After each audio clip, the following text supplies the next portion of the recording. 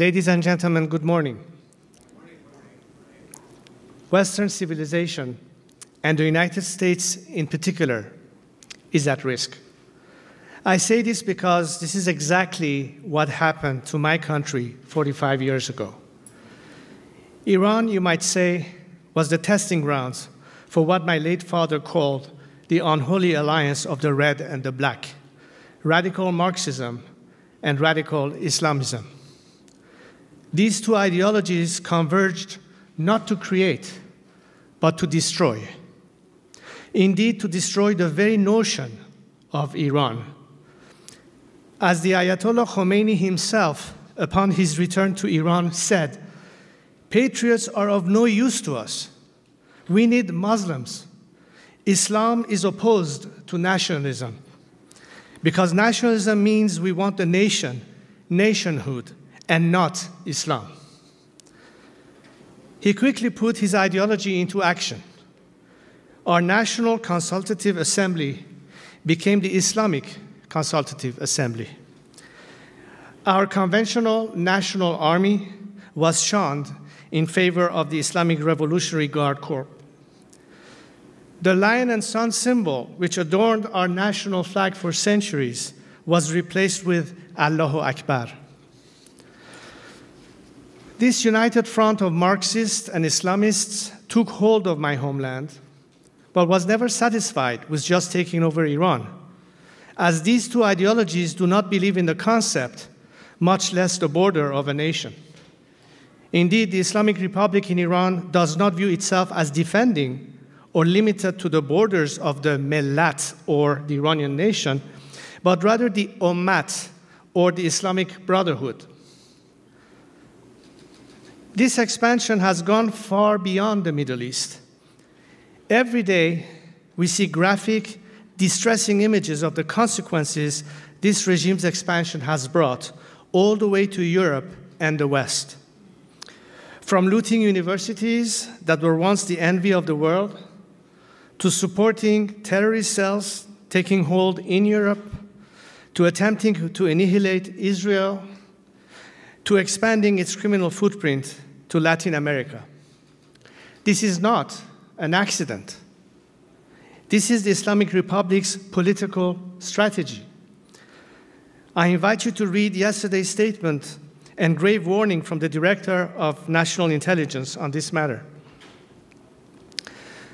Sadly, this has all too often been ignored by many in the mainstream media and the fellow travelers who have come to dominate the commentariat class. Even this week, we are seeing this fifth column of the Islamic regime rear its ugly head in the media to try to convince you that the Islamic Republic's new president is a reformist. He is no such thing. He is nothing but a loyalist and lackey of this regime, and a proponent of its radical imperialist ideology. As he publicly wrote to the Hezbollah Secretary General, reiterating the regime's commitment to its proxies and their terror just this week. Indeed, the rise of radical Islam around the world can be traced directly back to the success of the Islamic Revolution in Iran and the establishment of this usurping anti-Iranian regime, backed by a minority and sustained through oppression and violence. The problem that began in Iran must be ended in Iran. But do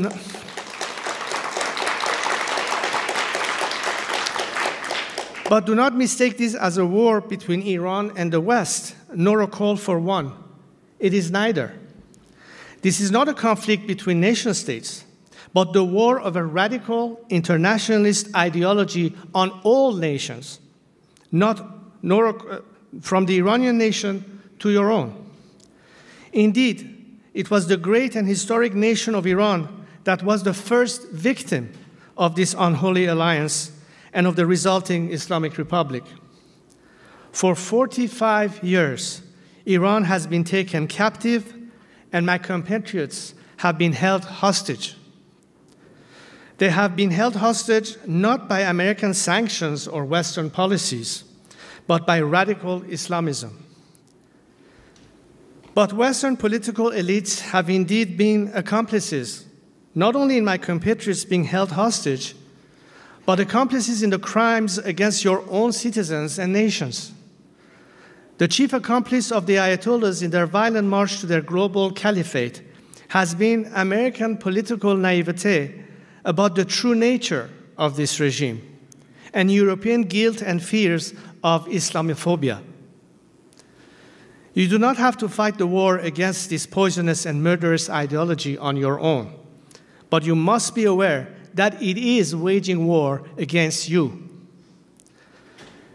I do have good news, because there is an army rising up against this poisonous ideology, this unholy alliance. That army is the Iranian people, the united Iranian people.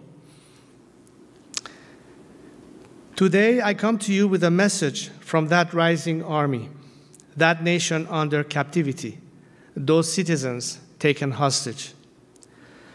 The Islamic Republic may have taken hold of Iran, but it has never taken hold of Iranians' love of country. Today, Iran, inspired by our ancient history and our great civilization, is in the throes of a national revival, a national reawakening, a national renaissance. Iranians are proud, strong people with a proud, storied history, and are not willing to lose it to this unholy alliance. As my compatriots on the streets or at the tomb of Cyrus the Great chant, we will fight, we will die, we will reclaim Iran.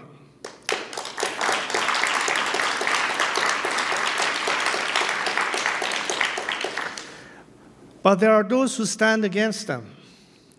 There are global interests who would rather see the Islamic regime in Iran stay in power. They are making too much money, taking too much advantage, or perhaps it's simply too convenient. I know this because I've had powerful men, wealthy men, well-connected men tell me to stop the fight, to give up the effort, because they have grander global plans at work. Some want to keep the regime in place forever. Some want to light the country on fire so that out of its inevitable explosion, they can create statelets over whom they can play the role of benefactor, master, or God. But I will not stand for this, and I will not give up, for my compatriots deserve better.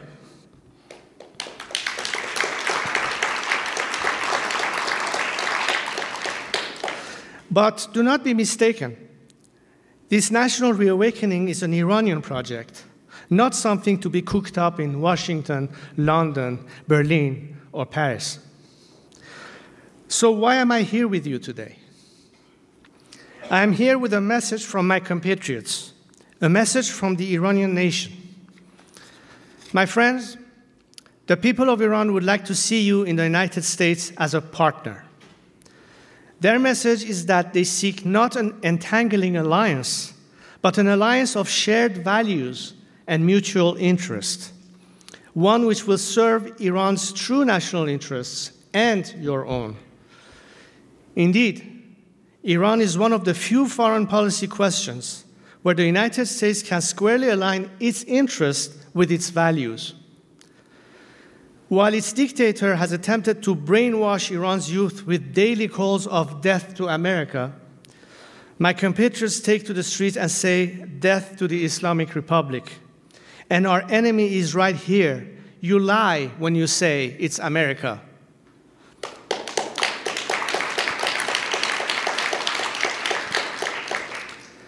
When the regime puts American flags on the ground, my compatriots refuse to step on it and walk around or jump over it.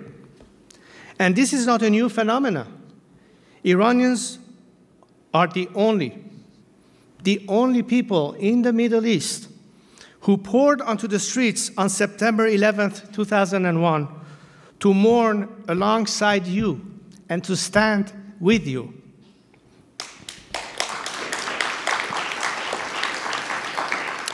They have continued to see both their compatriots and yours killed in aimless conflicts the Islamic Republic has brought about in the Middle East.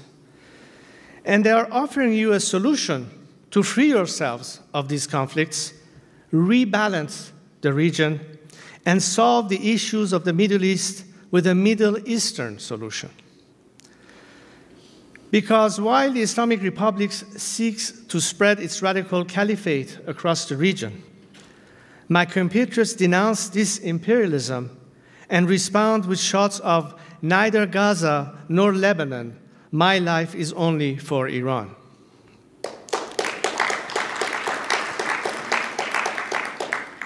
They are tired of having their once radiant country run like a radical cause.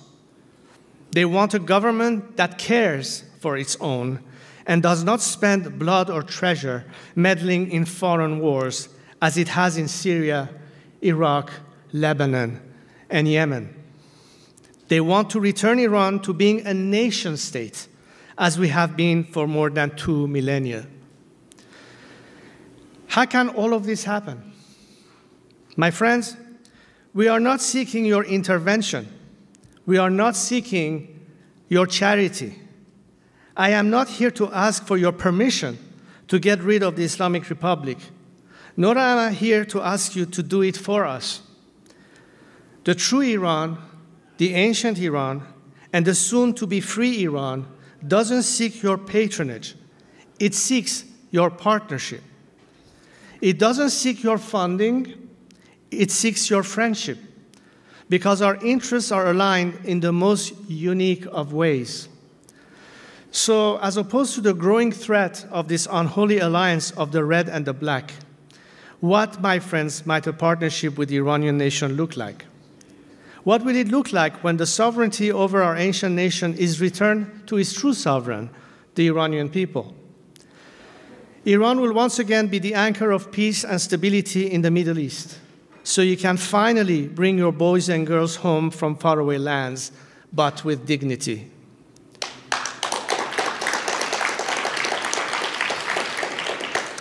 Iran will once again be the center of prosperity in the region and a safe haven for foreign investment, not foreign aid. Iran will once again be an ally of the United States and a close partner of both Israel and the Arab states, and see the Abraham Accords hopefully grow to the Cyrus Accords.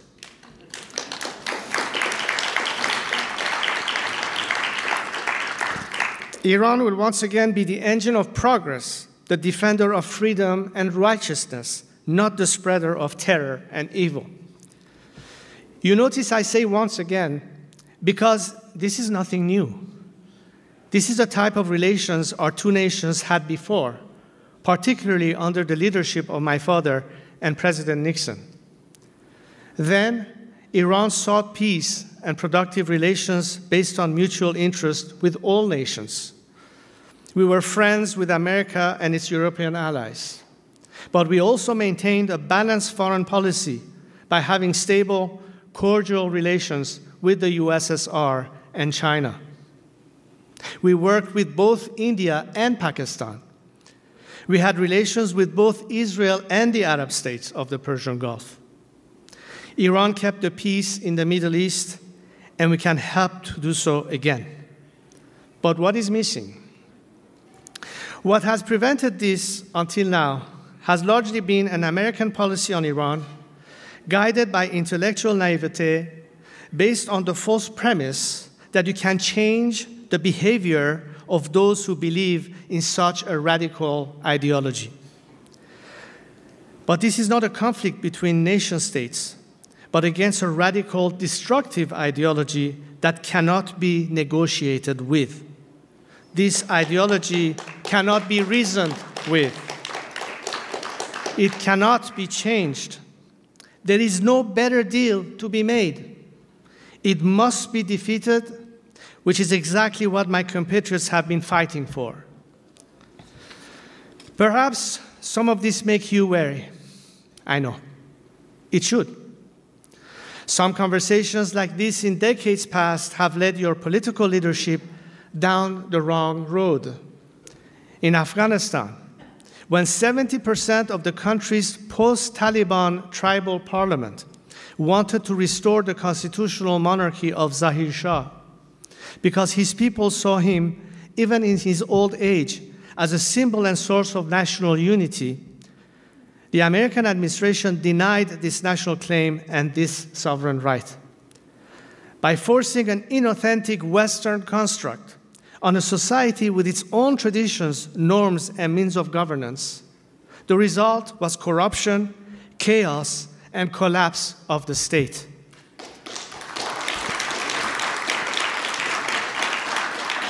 It was a devastating mistake, the consequence of which we continue to see today. This did not achieve security for America, nor was it successful in defending your values.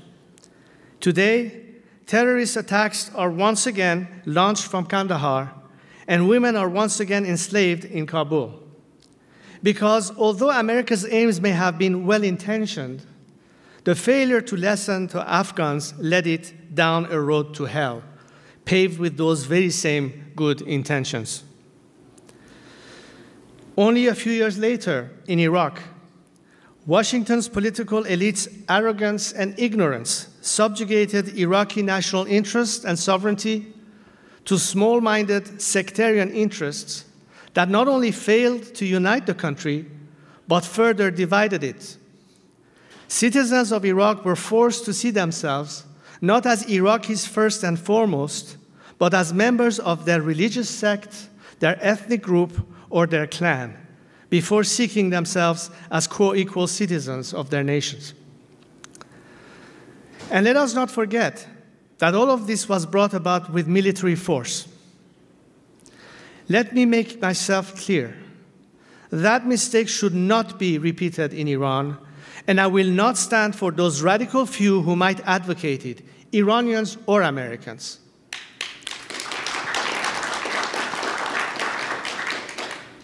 But there is another path to this partnership between these two great nations, Iran and America. A path that rejects appeasement of the radical Islamists who have taken Iran hostage and are taking their war to you, right here on American soil. A path that rejects war and the imposition of inorganic Western construct on a proud and ancient nation. This new path, this third way, requires maximum pressure on the Islamic Republic and maximum support for the Iranian people. Iranians are not seeking a handout. They do not want you to change their regime for them. They are fighting on the streets and cities of Iran for their right to life, liberty, the pursuit of happiness, and to reclaim their most treasured inheritance, their nation.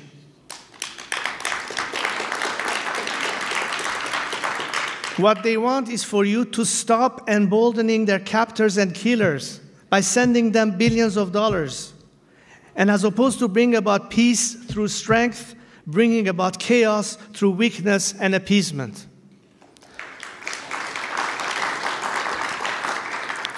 My friends, you have a fight on your hands.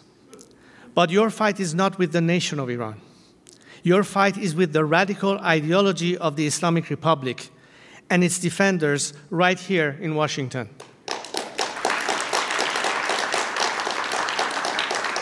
But you are not alone in that fight, because it is the same fight Iranians are fighting every day on the streets of my country. In the fight between the Islamic Republic and Iran, my compatriots have chosen to step forward, to accept the call of history, and fight to reclaim their nation. So have I, and I hope you will join us. For as Burke said, when bad men combine, the good must associate, else they will fall one by one.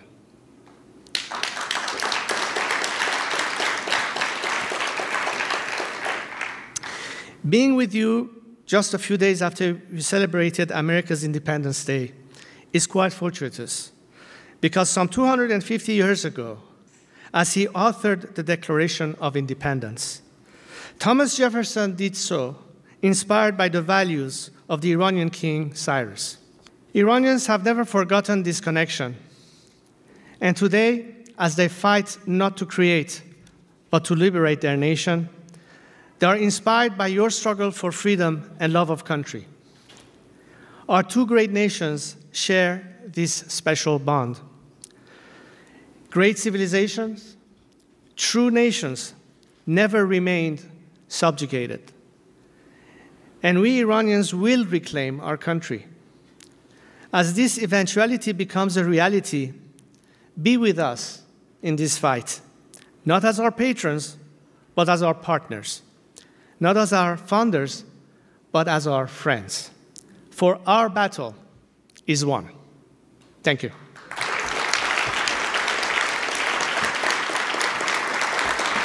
Thank you very much.